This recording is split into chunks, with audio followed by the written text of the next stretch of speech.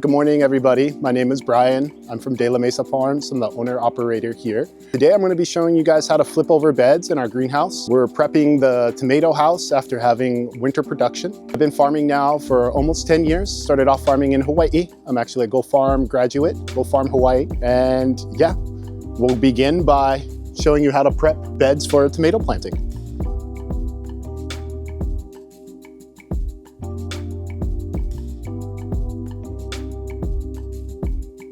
I really like to, pull some of the bigger weeds out initially, because these have like bigger root masses, and they're not gonna torch by that flame weeder. And so we'll just do an initial little cleanup here, kind of get some of these bigger root balls out, but really trying to leave the soil in the ground. This is the good stuff. Especially when we're using the flame weeder, the bigger guys tend not to break down as easy. So the goal is to try to get the best, fluffiest bed possible for our plants. And we don't want to disturb the soil too much and take out any excess needed nutrients that might be down here. I always like to keep our drip lines kind of off to the side when we do this. Keep the flame weeder off to the side. Now that it's been primed, I'm gonna go ahead and slowly turn it on here. And what I'm gonna do is I'm gonna wait until I can actually hear it coming out the end here. And at that point, once we hear it, we'll go ahead and light it. Hear it? Hear it hissing? Now we're gonna light it. And I always like to turn it down a bit to like right there, because once I hit this button, it's gonna get loud and it's gonna get hot. I like to work the beds backwards, so we'll start at the corner and go left to right.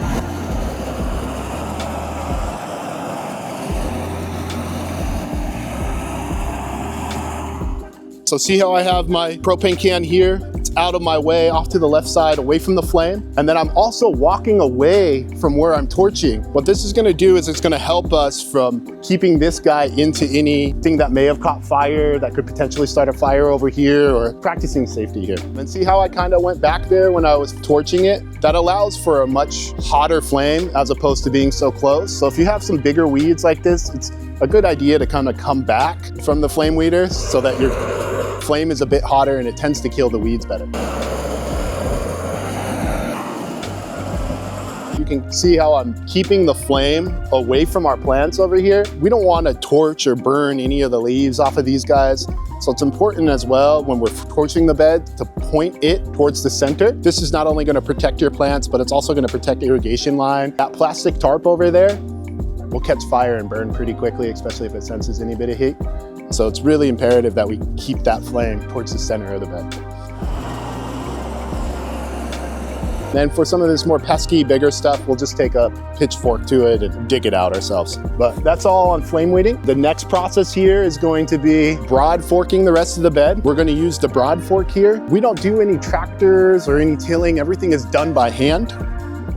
And that's what makes our produce so great. We're really helping maintain the structure of the soil by using this broad fork for our permanent beds. So these beds are never going to go anywhere else. We'll be permanently here. And what we're doing is we're really condensing it with organic matter and all the nutrients that's needed for the plants throughout the entirety of the season. This keeps it nice and aerated. So when we're broad forking, we get down about 6 to 8 inches in the soil. And what we're trying to do is we're trying to aerate the soil by just lifting it up, exposing it and turning it over. Not only is this going to aerate, but then this is going to also help us get some of those amendments down in there, that organic matter that we're using, the vegetable garden, the calcium, the lime. We'll even put down some wood ash in here. And I really do like to kind of break it up, especially when it's new and the soil's compacted. It's helping us incorporate the soil when we're not using a tractor and tilling it. This way we're not killing also any of the microbial life that's in the soil. And we're doing it all by hand.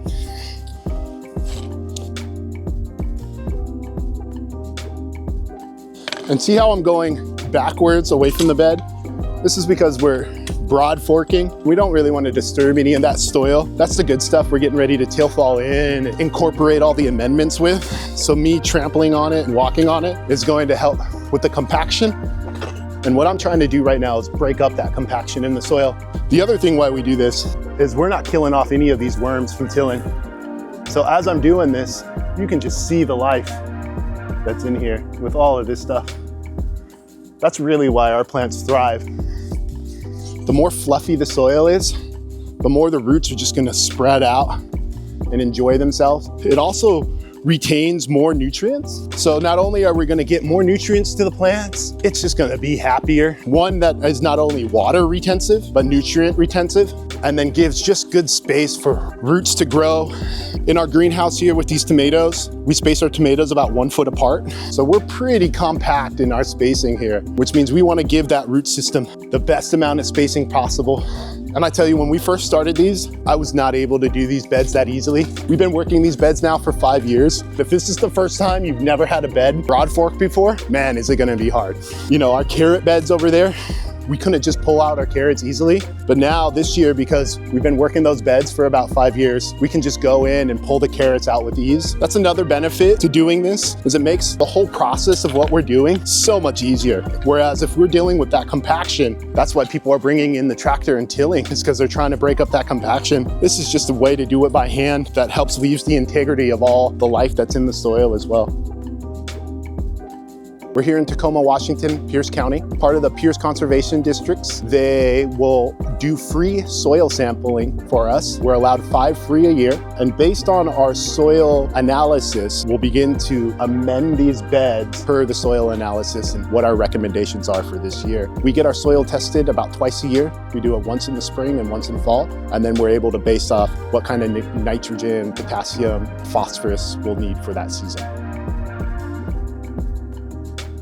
So now what we're gonna do is we're gonna begin to amend the soil. But before I amend the soil, I'm gonna take a moment to talk about the type of amendments that I use based on our soil analysis. First off, we're gonna go ahead and we're gonna use lime. This is gonna help with our pH here in the state of Washington because we get such heavy rainfall. It tends to lower the pH in our soil. So we're going to use some lime here to help lift the pH that's in our soil. Optimal range for the pH level is going to be between 5.7 and 6.5. After we put in our lime, I always like to use an all-purpose low NPK 432. This all-purpose here is pelted. So this is gonna take a little bit longer to break down. This will take about 6 to 8 weeks to break down into the soil. And this is all derived from poultry products. So we have poultry blood meal, feather meal, bone meal, that kind of stuff in here. And I like to use different types of organic matter when adding in amendments just to try to feed all of the microbial life that's in there. In addition to adding this granular stuff or this pelted stuff, we'll use this vegetable garden here as well. Now this is just straight organic matter, not pelticized. So this is going to be good for the initial planting for the first 2 weeks. And then after that is when this stuff starts to kick in the field for you. But this stuff is really great too because it's got derives from like bat guano, kelp meal, alfalfa meal, and all these good organic nutrients that you don't typically get in the soil. The thing I really like about it is this dolomite lime. We have our regular pH up that we're using. This dolomite lime here helps us just keep that pH neutral and level for the time that the plants are in the ground. Lastly, we're putting in azomite, and this is what we've really been deficient in, and this is why you do a soil analysis, is because you don't really know what's going on with the soil until you do that analysis. So there are trace elements and trace minerals that you're missing sometime, whether it be calcium, magnesium, or zinc, something like that, or azomite. And in our case, we're deficient in sulfur and some azomite. So we're gonna go ahead and add some of this for our tomato plantings. And then lastly, this is a little trick I like to use. This is gonna be wood ash. But this is not just any wood ash. This wood ash has been inoculated with some mushroom rhizomes. So not only are we putting wood ash in the soil, that's gonna help the soil retain more water, but then we're inoculating it with some mushrooms so that we can create a symbiotic relationship with our root systems and the mushrooms that are growing inside our greenhouse here. This will help break down all of that organic matter that's there and then share it with the plants. And then based on our soil analysis, pretty much everything in here requires about 5 pounds. And typically, throughout the rest of the field and everything we're doing, takes about 5 pounds of amendments here. Our beds have 17-inch walkways with 30-inch beds. So 30 inches by 50 feet is about 5 pounds of amendments per bed. And again, that's based on our soil analysis. So make sure you get your soil checked, and that way you're not putting too much nutrients in or not enough. Typically, it's not enough.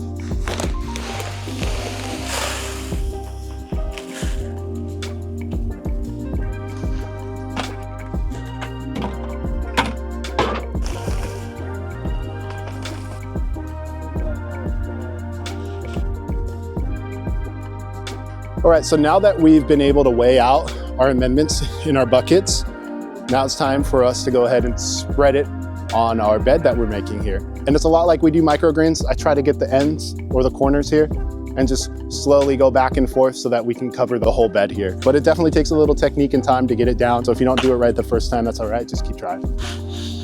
And now that I get it going, and I got a good pace here, we'll either walk slowly, sometimes more quickly if it's coming out faster. What we want to do is left to right, and really try to make sure we're getting it in all these nicks and crannies here. So that way we can get a good spread and then feed this soil. And I still have a little bit left, so I like to kind of go backwards and do it this way.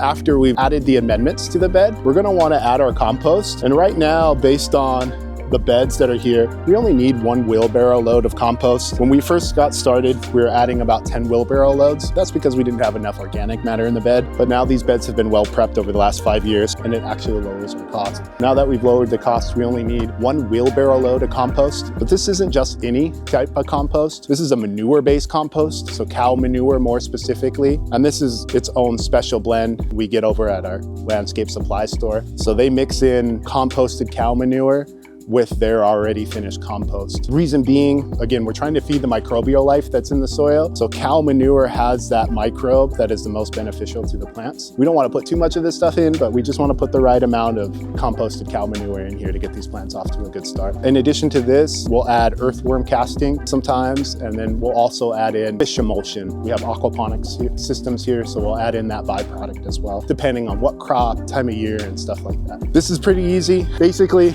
I just like to grab a shovel load and give 1 spread down there. We've already put a lot of compost in these guys. This is just to kind of maintain some of that and to feed those microbes again.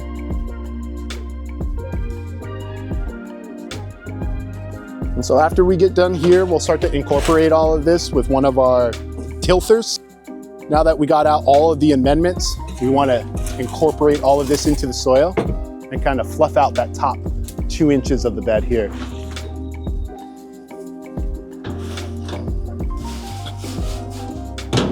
Okay, so now after we've amended the beds, we're gonna go ahead and incorporate them, or we'll use this handheld tilther. This guy comes from Mesa Farms. This was really special. Once we got this, because we do everything by hand, we would have to incorporate all of our amendments with a little pitchfork, but now this guy does the job for us. So it cut down our labor time from, you know, an hour per 1 bed to 3 or 4 beds an hour now with this guy when it comes to incorporating. And there's a lot of nice little handheld tools that really increase production here on a small scale farm like our own. So totally recommend this. Huge learning curve though. So I'll show you a little bit of techniques on how to get this guy up and running. First off, big one, make sure you have the right drill that goes with it. We bought one that's a little too small, and we got to do some farmer ingenuity here to keep it in place, but such is farm life, right? We're always using little farmer hacks. You have a couple different gears and settings you can go on. The really big one is having that aerated, fluffy soil in order to get these guys to work. So that's part of why we do the broadforking. We put loads and loads of compost down initially, so that way these guys don't get stuck up in the native soils. And that's one thing we're not trying to disturb here. We don't want to disturb the native soils. We just want to incorporate the compost and the amendments in. The other thing is, like, when you see bigger stuff like that, you just kind of want to get this out of the way. That's why initially we tried to pull some of the bigger roots out. This stuff is going to get stuck in those tines that are there, and then you spend more time cleaning it out than you actually do working the beds and working the soil. I'll give a quick pass down and just kind of get a feel for it, see how it goes, and I may have to stop and clean it out a couple times. I like to go up and down and just kind of get a feel for it and see where we're at, and we'll start to break up some of these chunks. And really, when you're doing this, you just got to let the machine do the work for you. If you're sitting here fighting it and doing this and that, you're probably doing it wrong. So all I'm doing is just controlling it and trying to keep it steady so that we can start to fluff out the bed. If you see any rocks and stuff like that too, it's always a good idea to take these out. These will get in the way of a lot of the hand tools, and plus we don't want our plants growing in rocks.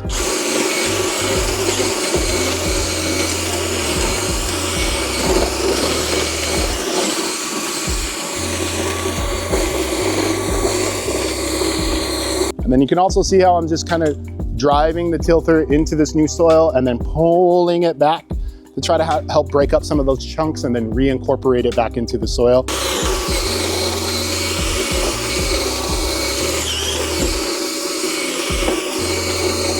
And then, yeah, see how nice this comes out? I mean, we have these big chunky, you know, pieces of soil, and then we're breaking it down into this nice aerated, fluffy stuff. This is phenomenal stuff for the plants. This is exactly what they want to live in.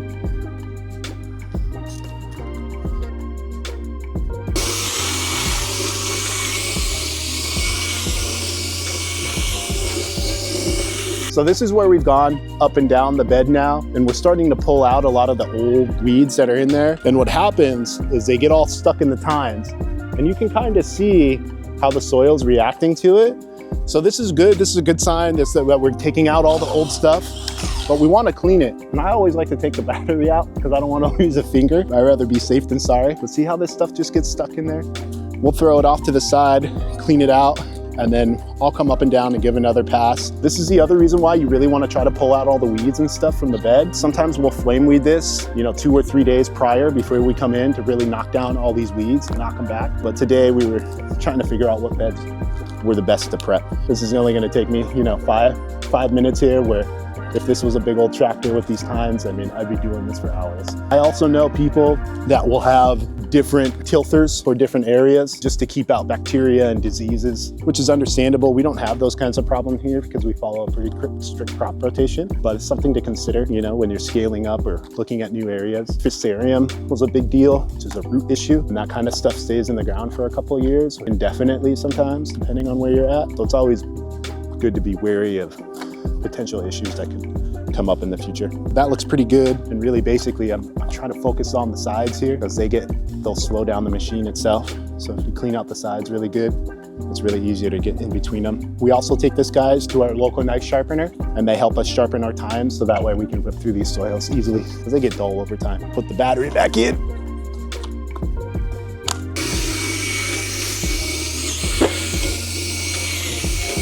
So now, lastly, that I've gone up and down the first time, we've broken up some of those clumps of soil. Now is where we're gonna go up and down, and we're really gonna smooth out the rest of the chunks that are in the bed to really make this a nice, level, arid place for the root systems to grow, and we can plant our tomatoes. We'll have tomatoes that go about 20 feet long.